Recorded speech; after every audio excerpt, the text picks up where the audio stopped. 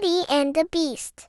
Once upon a time, in a very far-off country, there lived a merchant who had been so fortunate in all his undertakings that he was enormously rich. As he had, however, 6 sons and 6 daughters, he found that his money was not too much to let them all have everything they fancied, as they were accustomed to do.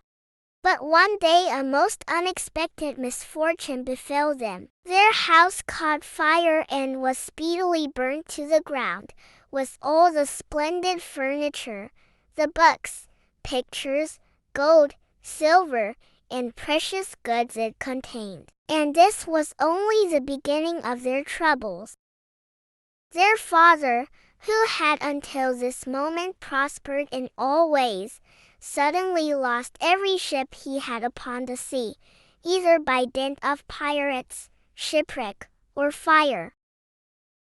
Then he heard that his clerks in distant countries, whom he trusted entirely, had proved unfaithful, and at last from great wealth he fell into the direst poverty.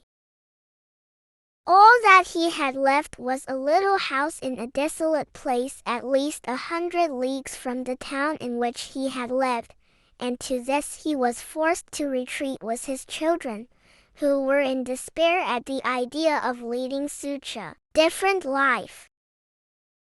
Indeed, the daughters at first hoped that their friends, who had been so numerous while they were rich, would insist on their staying in their houses now they no longer possessed one.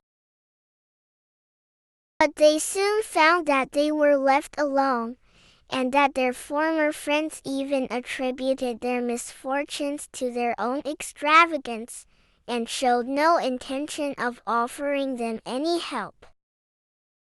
So nothing was left for them but to take their departure to the cottage, which stood in the midst of a dark forest, and seemed to be the most dismal place upon the face of the earth. As they were too poor to have any servants, the girls had to work hard, like peasants, and the sons, for their part, cultivated the fields to earn their living.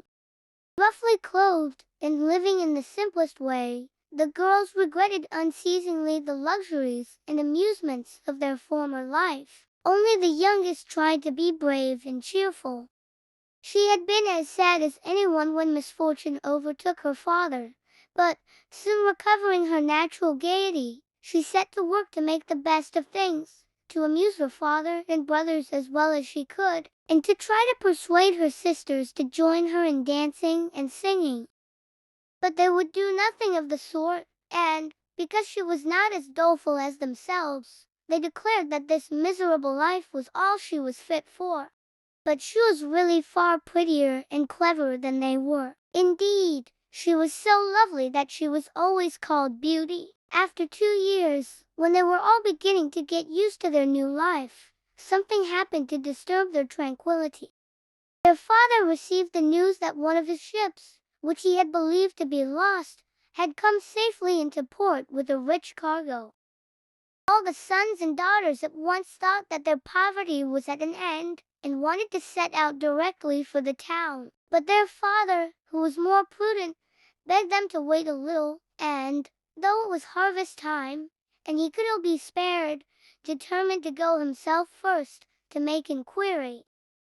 Only the youngest daughter had any doubt but that they would soon again be as rich as they were before, or at least rich enough to live comfortably in some town where they would find amusement and gay companions once more. So they all loaded their father with commissions for jewels and dresses which it would have taken a fortune to buy. Only Beauty, feeling sure that it was of no use, did not ask for anything. Her father, noticing her silence, said, "And what shall I bring for you, Beauty?" "The only thing I wish for is to see you come home safely," she answered. But this only vexed her sisters, who fancied she was blaming them for having asked for such costly things. Her father, however, was pleased, but as he thought that at her age she certainly ought to like pretty presents, he told her to choose something. "Well, dear father," she said, As you insist upon it, I beg that you will bring me a rose. I have not seen one since we came here, and I love them so much." So the merchant set out and reached the town as quickly as possible, but only to find that his former companions, believing him to be dead, had divided between them the goods which the ship had brought. And after 6 months of trouble and expense, he found himself as poor as when he started. Having been able to recover only just enough to pay the cost of his journey, to make matters worse, he was obliged to leave the town in the most terrible weather, so that by the time he was within a few leagues of his home he was almost exhausted with cold and fatigue. Though he knew it would take some hours to get through the forest, he was so anxious to be at his journey's end that he resolved to go on. But night overtook him, and the deep snow and bitter frost made it impossible for his horse to carry him any further. No house was to be seen. The only shelter he could get was the hollow trunk of a great tree, and there he crouched all the night, which seemed to him the longest he had ever known. In spite of his weariness, the howling of the wolves kept him awake, and even when at last the day broke he was not much better off, for the falling snow had covered up every path, and he did not know which way to turn. At length he made out some sort of track, and though at the beginning it was so rough and slippery that he fell down more than once, it presently became easier, and led him into an avenue of trees which ended in a splendid castle. It seemed to the merchant very strange that no snow had fallen in the avenue, which was entirely composed of orange trees, covered with flowers and fruit. When he reached the first court of the castle, he saw before him a flight of agate steps, and went up them, and passed through several splendidly furnished rooms. The pleasant warmth of the air revived him, and he felt very hungry. But there seemed to be nobody in all this vast and splendid palace whom he could ask to give him something to eat.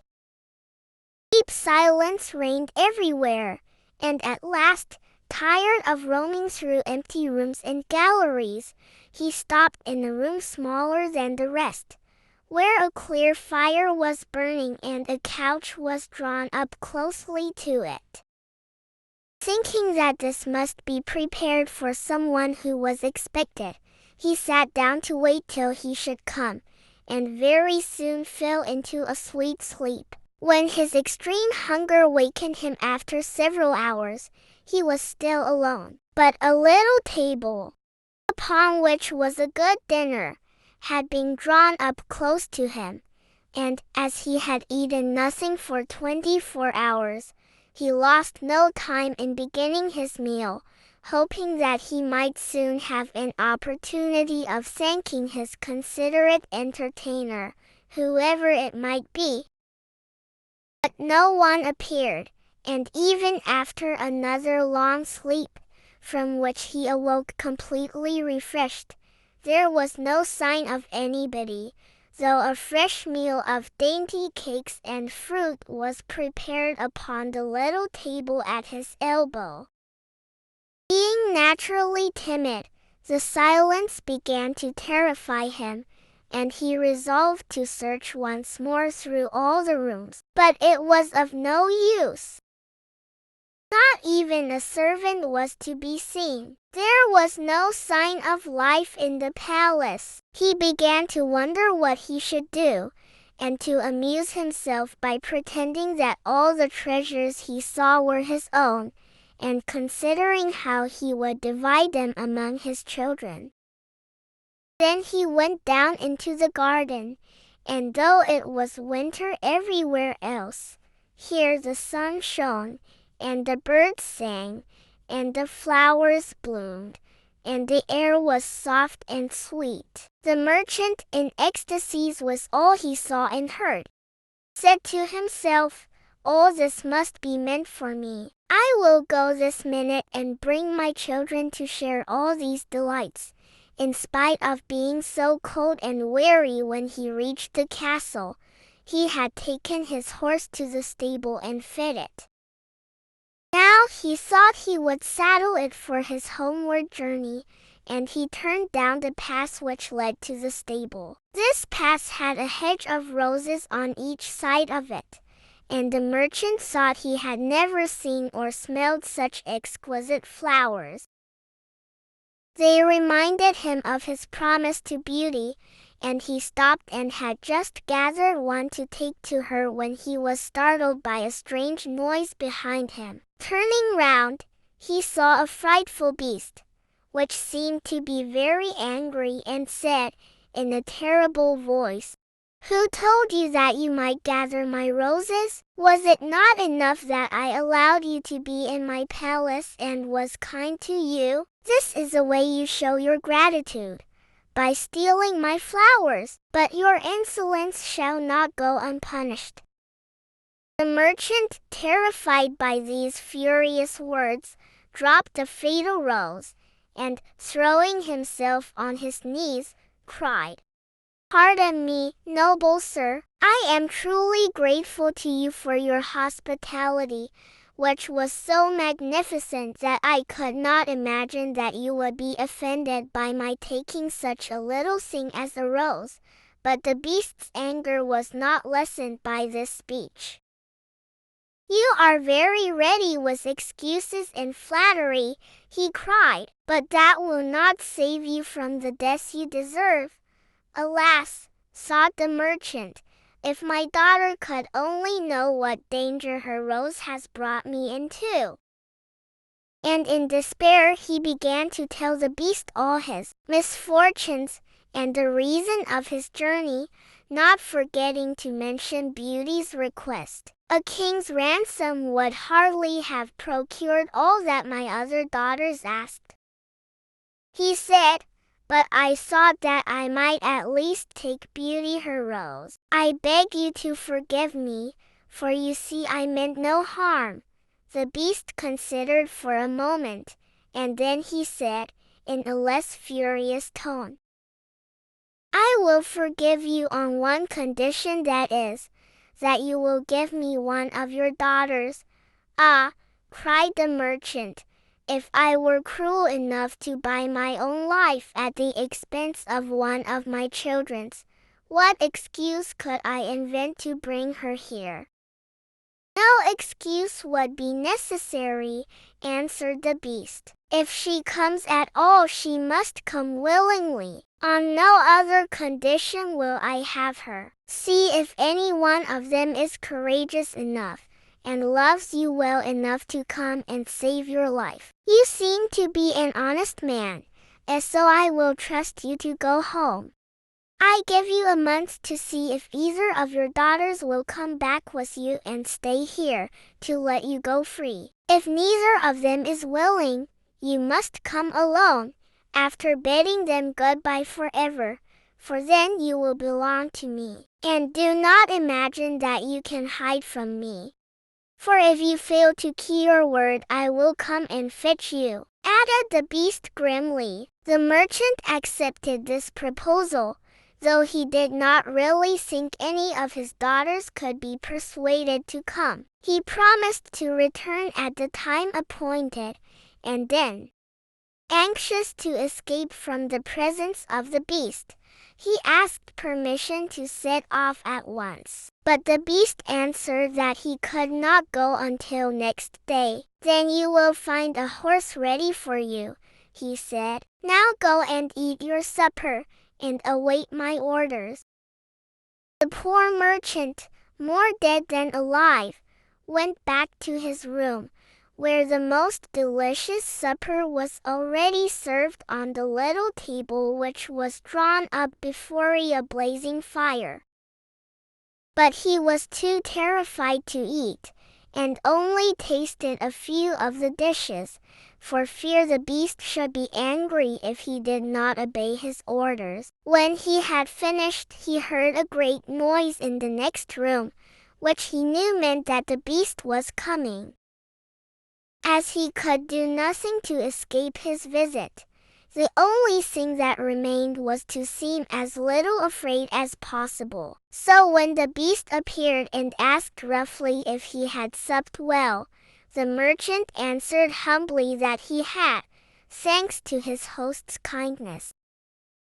Then the beast warned him to remember their agreement, and to prepare his daughter exactly for what she had to expect. "Do not get up tomorrow," he added, "until you see the sun and hear a golden bell ring. Then you will find your breakfast waiting for you here, and the horse you are to ride will be ready in the courtyard. He will also bring you back again when you come with your daughter a month hence. Farewell, take a rose to Beauty, and remember your promise." The merchant was only too glad when the beast went away, and though he could not sleep for sadness, he lay down until the sun rose. Then, after a hasty breakfast, he went to gather Beauty's rose, and mounted his horse, which carried him off so swiftly that in an instant he had lost sight of the palace, and he was still wrapped in gloomy thoughts when it stopped before the door of the cottage. His sons and daughters, who had been very uneasy at his long absence, rushed to meet him, eager to know the result of his journey, which, seeing him mounted upon a splendid horse and wrapped in a rich mantle, they supposed to be favorable. He hid the truth from them at first, only saying sadly to Beauty as he gave her the rose, "Here is what you asked me to bring you. You little know what it has cost." But this excited their curiosity so greatly that presently he told them his adventures from beginning to end, and then they were all very unhappy.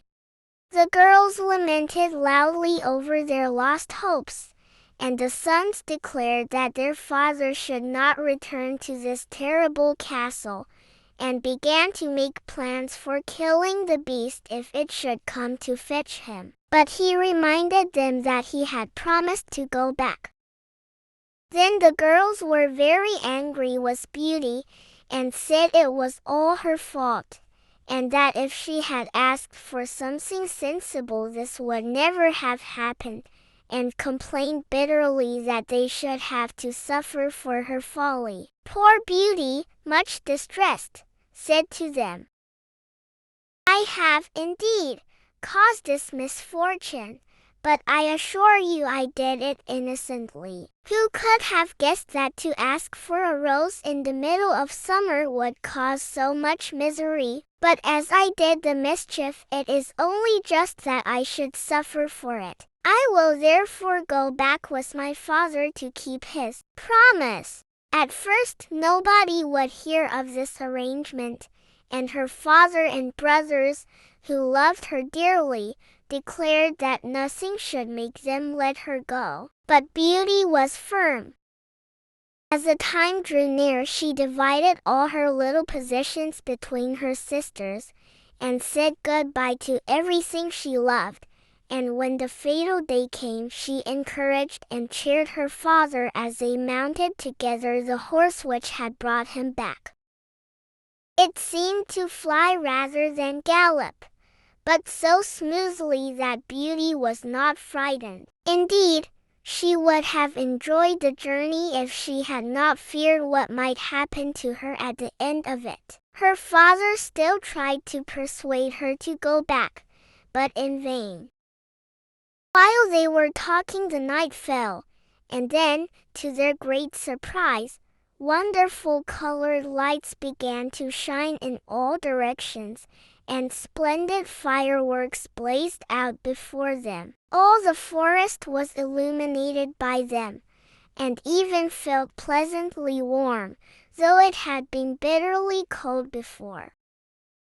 This lasted until they reached the avenue of orange trees, where were statues holding flaming torches, and when they got nearer to the palace they saw that it was illuminated from the roof to the ground, and music sounded softly from the courtyard. "The beast must be very hungry," said Beauty, trying to laugh. if he makes all this rejoicing over the arrival of his prey. But, in spite of her anxiety, she could not help admiring all the wonderful things she saw. The horse stopped at the foot of the flight of steps leading to the terrace, and when they had dismounted, her father led her to the little room he had been in before, where they found a splendid fire burning, and the table daintily spread with a delicious supper. The merchant knew that this was meant for them, and Beauty, who was rather less frightened now that she had passed through so many rooms and seen nothing of the beast, was quite willing to begin, for her long ride had made her very hungry.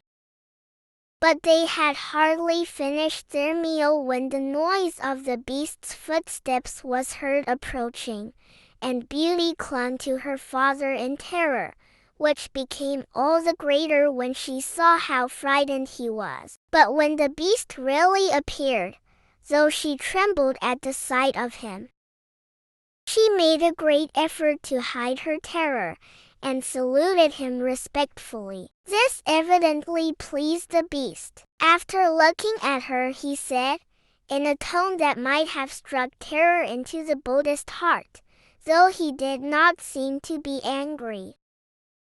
Beauty answered bravely that she was quite prepared to stay. "I am pleased with you," said the beast. "As you have come of your own accord, you may stay. As for you, old man," he added, turning to the merchant, "at sunrise tomorrow you will take your departure.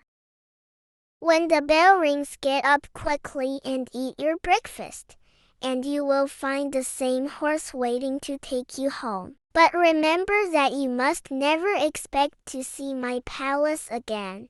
Then turning to Beauty, he said, "Take your father into the next room, and help him to choose everything you think your brothers and sisters would like to have. You will find 2 traveling trunks there. Fill them as full as you can. It is only just that you should send them something very precious as remembrance of yourself." Then he went away after saying, "Goodbye, Beauty. Goodbye, old man." And though Beauty was beginning to think with great dismay of her father's departure, she was afraid to disobey the beast's orders, and they went into the next room, which had shelves and cupboards all round it.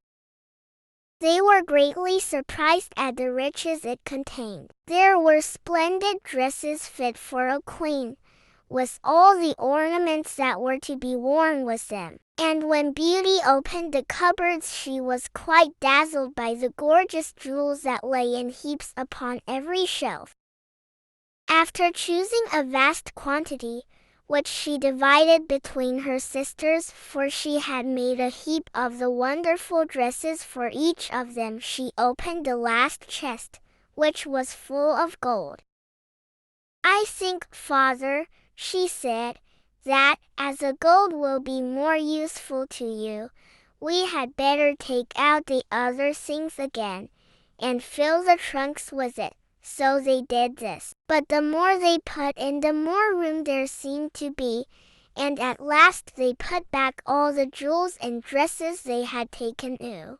And Beauty even added as many more of the jewels as she could carry at once. And then the trunks were not too full, but they were so heavy that an elephant could not have carried them. "The beast was mocking us," cried the merchant. "He must have pretended to give us all these things, knowing that I could not carry them away." "Let us wait and see," answered Beauty. "I cannot believe that he meant to deceive us. All we can do is to fasten them up and leave them ready."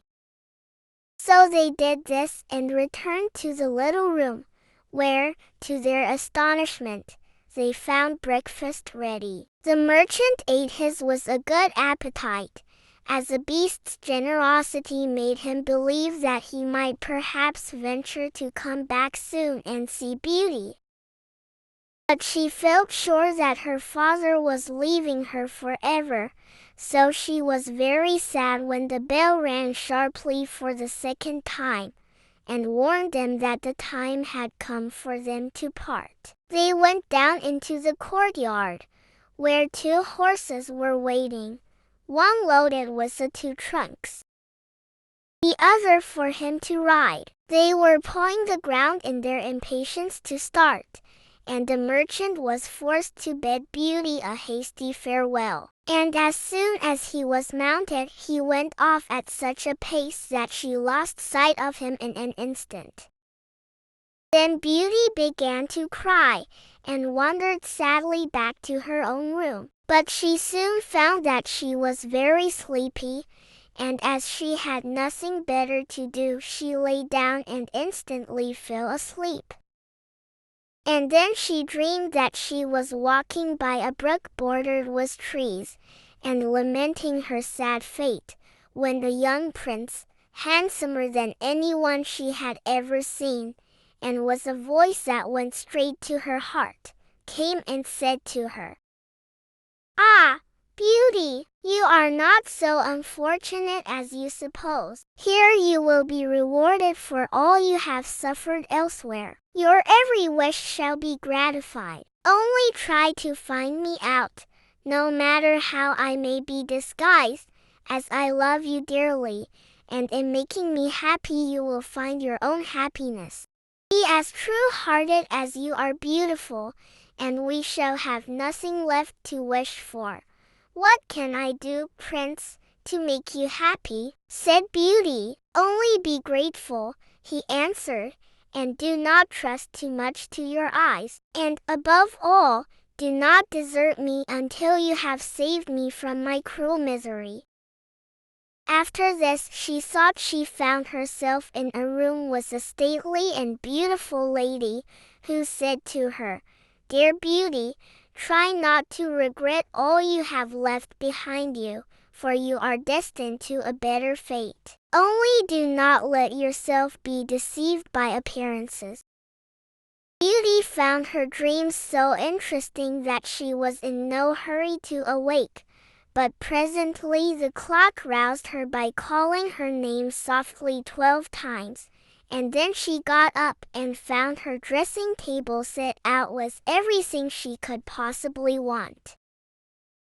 And when her toilet was finished, she found dinner was waiting in the room next to hers. But dinner does not take very long when you are all by yourself, and very soon she sat down cosily in the corner of a sofa, and began to think about the charming prince she had seen in her dream. "He said I could make him happy," said Beauty to herself. "It seems, then, that this horrible beast keeps him a prisoner. How can I set him free? I wonder why they both told me not to trust to appearances. I don't understand it. But after all, it was only a dream, so why should I trouble myself about it? I had better go and find something to do to amuse myself." So she got up and began to explore some of the many rooms of the palace. The first she entered was lined with mirrors, and Beauty saw herself reflected on every side, and thought she had never seen such a charming room. Then a bracelet which was hanging from a chandelier caught her eye, and on taking it down she was greatly surprised to find that it held a portrait of her unknown admirer, just as she had seen him in her dream. With great delight she slipped the bracelet on her arm, and went on into a gallery of pictures, where she soon found a portrait of the same handsome prince, as large as life, and so well painted that as she studied it he seemed to smile kindly at her. Tearing herself away from the portrait at last, she passed through into a room which contained every musical instrument under the sun, and here she amused herself for a long while in trying some of them, and singing until she was tired. The next room was a library, and she saw everything she had ever wanted to read, as well as everything she had read, and it seemed to her that a whole lifetime would not be enough to even read the names of the books. There were so many. By this time it was growing dusk, and wax candles and diamond and ruby candlesticks were beginning to light themselves in every room. Beauty found her supper served just at the time she preferred to have it, but she did not see anyone or hear a sound, and, though her father had warned her that she would be alone, she began to find it rather dull. But presently she heard the beast coming, and wondered tremblingly if he meant to eat her up now. However, as he did not seem at all ferocious, and only said gruffly, "Good evening, Beauty," she answered cheerfully and managed to conceal her terror. Then the beast asked her how she had been amusing herself, and she told him all the rooms she had seen. Then he asked if she thought she could be happy in his palace, and Beauty answered that everything was so beautiful that she would be very hard to please if she could not be happy. And after about an hour's talk, Beauty began to think that the beast was not nearly so terrible as she had supposed at first. Then he got up to leave her, and said in his gruff voice, "Do you love me, Beauty? Will you marry me?" "Oh, what shall I say?" cried Beauty, for she was afraid to make the beast angry by refusing. "Say yes or no without fear," he replied. "Oh, no, beast," said Beauty hastily. "Since you will not, good night, Beauty," he said, and she answered, "Good night, beast," very glad to find that her refusal had not provoked him. And after he was gone she was very soon in bed and asleep, and dreaming of her unknown prince. She thought he came and said to her, "Ah, Beauty, why are you so unkind to me? I fear I am fated to be unhappy for many a long day still." And then her dreams changed, but the charming prince figured in them all, and when morning came her first thought was to look at the portrait, and see if it was really like him, and she found that it certainly was. This morning she decided to amuse herself in the garden, for the sun shone, and all the fountains were playing. But she was astonished to find that every place was familiar to her. And presently she came to the brook where the myrtle trees were growing, where she had first met the prince in her dream, and that made her think more than ever that he must be kept a prisoner by the beast. When she was tired she went back to the palace, and found a new room full of materials for every kind of work, ribbons to make into bows, and silks to work into flowers. When she was tired she went back to the palace, and found a new room full of materials for every kind of work, ribbons to make into bows, and silks to work into flowers. Then there was an aviary full of rare birds, which were so tame that they flew to Beauty as soon as they saw her, and perched upon her shoulders and her head. "Pretty little creatures," she said, "how I wish that your cage was nearer to my room, that I might often hear you sing." So saying she opened a door, and found, to her delight, that it led into her own room, though she had thought it was quite the other side of the palace. There were more birds in a room farther on, parrots and cockatoos that could talk, and they greeted Beauty by name. Indeed, She found them so entertaining that she took one or two back to her room, and they talked to her while she was at supper, after which the Beast paid her his usual visit and asked her the same questions as before, and then with a gruff good night he took his departure, and Beauty went to bed to dream of her mysterious prince. The days passed swiftly in different amusements, and after a while Beauty found out another strange thing in the palace, which often pleased her when she was tired of being alone. There was one room which she had not noticed particularly. It was empty, except that under each of the windows stood a very comfortable chair.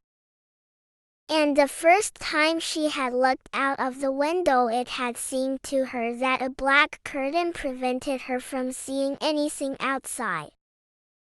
But the second time she went into the room, happening to be tired, she sat down in one of the chairs, when instantly the curtain was rolled aside, and a most amusing pantomime was acted before her. There were dances, and colored lights, and music, and pretty dresses, and it was all so gay that Beauty was in ecstasies. After that she tried the other 7 windows in turn, and there was some new and surprising entertainment to be seen from each of them, so that Beauty never could feel lonely anymore. Every evening after supper the Beast came to see her, and always before saying good night asked her in his terrible voice, "Beauty, will you marry me?" And it seemed to Beauty, now she understood him better, that when she said, "No, Beast," he went away quite sad.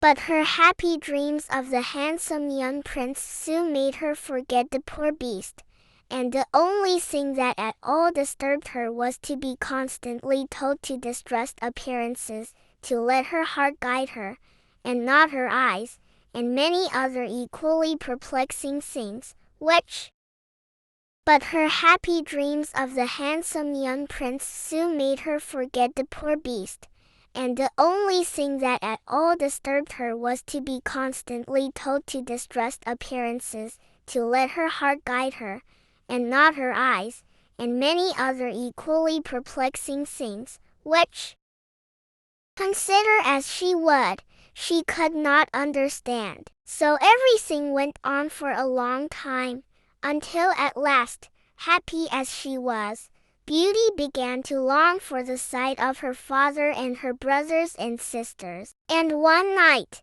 seeing her look very sad, the Beast asked her what was the matter. Beauty had quite ceased to be afraid of him. Now she knew that he was really gentle in spite of his ferocious looks and his dreadful voice. So she answered that she was longing to see her home once more. Upon hearing this the Beast seemed sadly distressed, and cried miserably, "Ah, Beauty! Have you the heart to desert an unhappy beast like this? What more do you want to make you happy? Is it because you hate me that you want to escape?"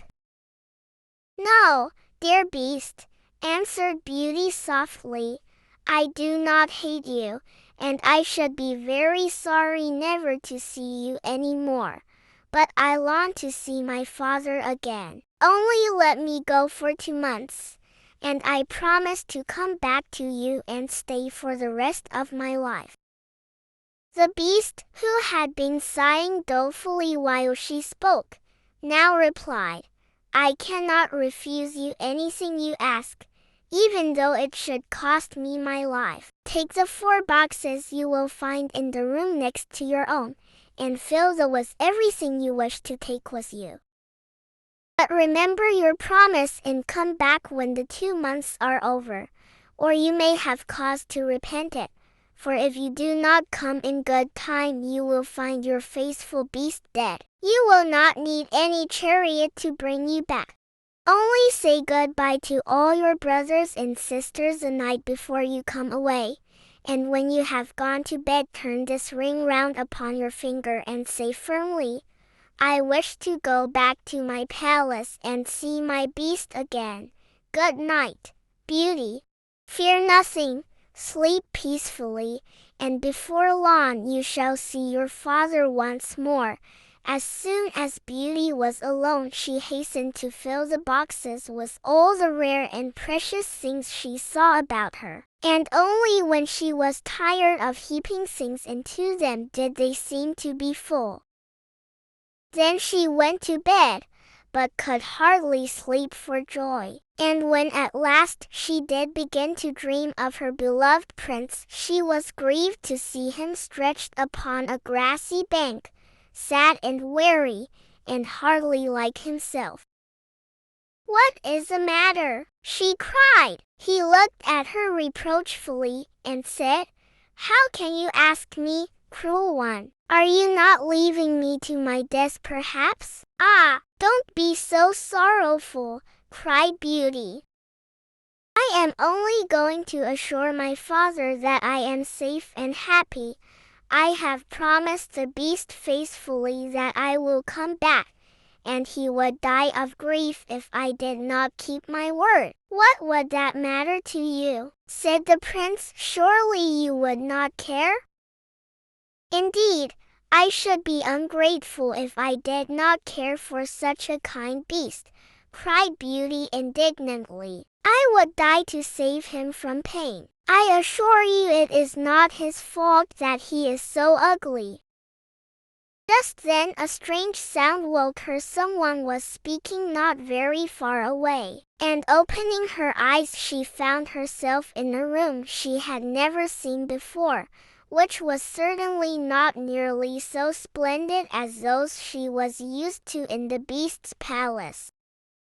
Where could she be? She got up and dressed hastily, and then saw that the boxes she had packed the night before were all in the room. While she was wondering by what magic the beast had transported them and herself to this strange place, she suddenly heard her father's voice, and rushed out and greeted him joyfully. Her brothers and sisters were all astonished at her appearance, as they had never expected to see her again, and there was no end to the questions they asked her. She had also much to hear about what had happened to them while she was away, and of her father's journey home. But when they heard that she had only come to be with them for a short time, and then must go back to the beast's palace forever, they lamented loudly.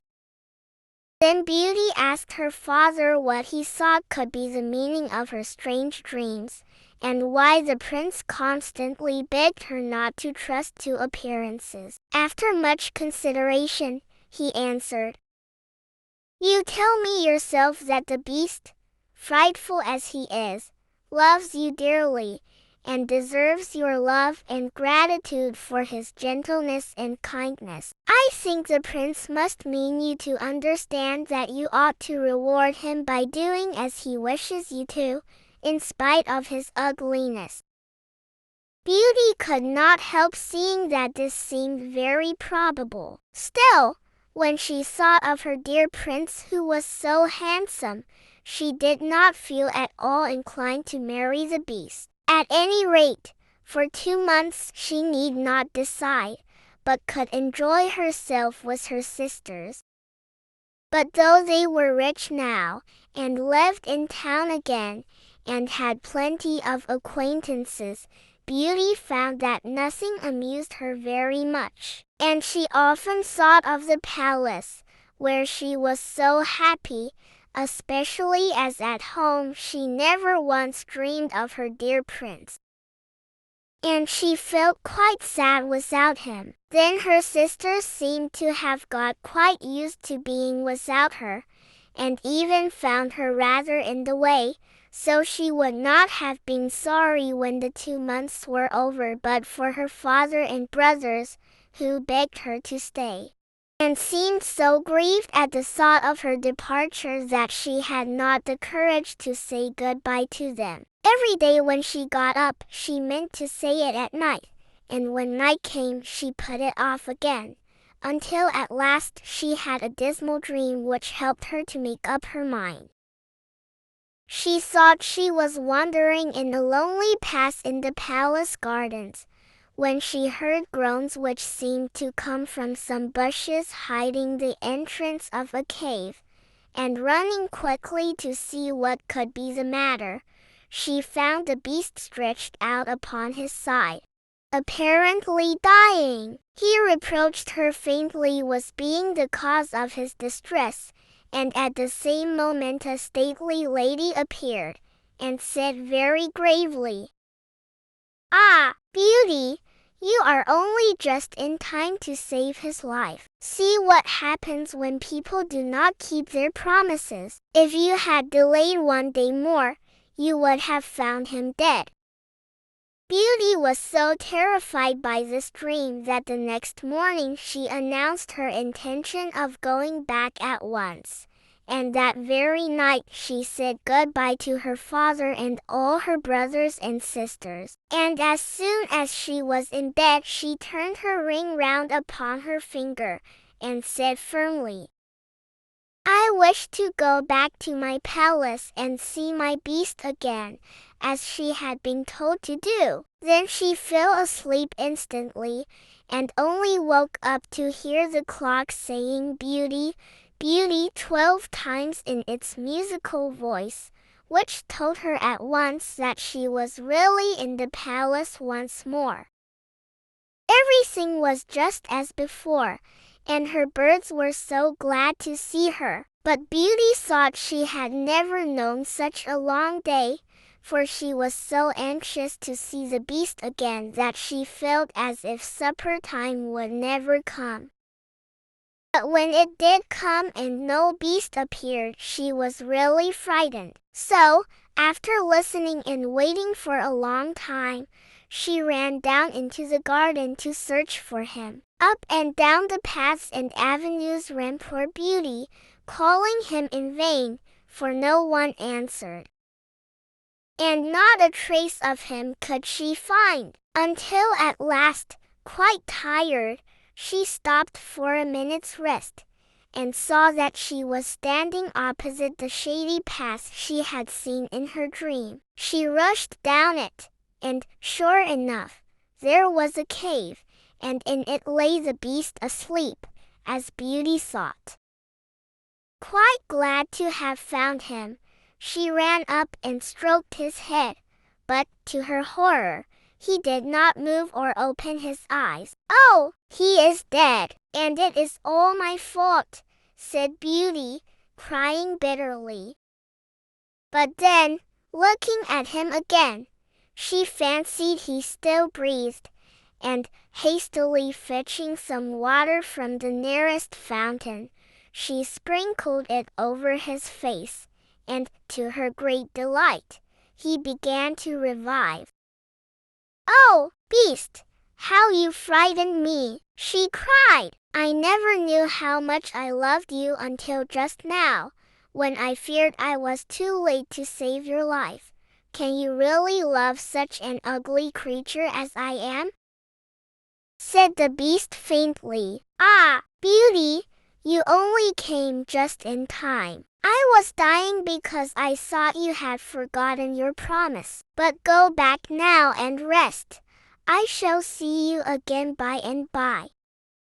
Beauty, who had half expected that he would be angry with her, was reassured by his gentle voice, and went back to the palace, where supper was awaiting her. And afterward the beast came in as usual, and talked about the time she had spent with her father, asking if she had enjoyed herself, and if they had all been very glad to see her. Beauty answered politely, and quite enjoyed telling him all that had happened to her. And when at last the time came for him to go, and he asked, as he had so often asked before, "Beauty, will you marry me?" she answered softly, "Yes, dear beast, As she spoke, a blaze of light sprang up before the windows of the palace. Fireworks crackled and guns banged, and across the avenue of orange trees, in letters all made of fire if allies, was written, "Long live the prince and his bride." Turning to ask the beast what it could all mean, Beauty found that he had disappeared, and in his place stood her long-loved prince. At the same moment the wheels of a chariot were heard upon the terrace, and two ladies entered the room. One of them Beauty recognized as the stately lady she had seen in her dreams. The other was also so grand and queenly that Beauty hardly knew which to greet first. But the one she already knew said to her companion, "Well, Queen, this is Beauty, who has had the courage to rescue your son from the terrible enchantment. They love one another, and only your consent to their marriage is wanting to make them perfectly happy." "I consent with all my heart," cried the queen. "How can I ever thank you enough, charming girl, for having restored my dear son to his natural form?" And then she tenderly embraced Beauty and the prince, who had meanwhile been greeting the fairy and receiving her congratulations. "Now," said the fairy to Beauty, "I suppose you would like me to send for all your brothers and sisters to dance at your wedding?" And so she did, and the marriage was celebrated the very next day with the utmost splendor, and Beauty and the prince lived happily ever after.